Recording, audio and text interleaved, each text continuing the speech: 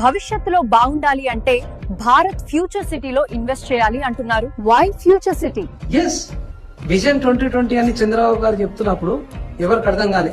ఏదో రాజకీయ నాయకులకు, సినీ ప్రముఖులకు లబ్ధి చేకూర్చడం కోసం విజన్ గురించి మాట్లాడుతుండ్రు. ఆయన పెద్ద దొంగ, విజన్ లేదు ఏం లేదని చెప్పేసి అన్నారు. బట్ వీ కుడ్ సీ, కానీ మనం ఏం కొనలేకపోయినాం. మనం చూడగలుగుతున్నాం కానీ కొనాలంటే కొనే పరిస్థితి లేదు మనకు అక్కడ. బట్ విజన్ 2047 నెక్స్ట్ ఎందుకు మనం ఫ్యూచర్ సిటీ గురించి మాట్లాడుతున్నాం అంటే, అక్కడ సిటీ మొత్తం రెడీ అయినాక పబ్లిక్ వచ్చే అవకాశం ఉంది. గ్రీన్ ఏరియా కాబోతుంది. Plus it is very close to the international destinations. అంటే టెక్ సిటీ కావచ్చు, ఇంటర్నేషనల్ ఎయిర్పోర్ట్ కావచ్చు, టీసీఎస్ కావచ్చు, రామోజీ ఫిలిం సిటీ కావచ్చు, ఇన్ఫోసిస్ కావచ్చు. సో అట్లాంటి ఇంటర్నేషనల్ డెస్టినేషన్ కి విత్ ఇన్ 30-40 మినిట్స్ లో రీచ్ అయ్యే ప్లేస్ హైదరాబాద్ లో ఏదైనా ఉంది అంటే అది ఓన్లీ ఫ్యూచర్ సిటీ. సో అందుకు ఫ్యూచర్ సిటీ అనేది భవిష్యత్తులో మనకు బంగారమయం కాబోతుంది కనుక, సో మీరు భవిష్యత్తు బాగుండాలంటే ఖచ్చితంగా భారత్ ఫ్యూచర్ సిటీలో ఒక ప్లాట్ తీసుకోండి.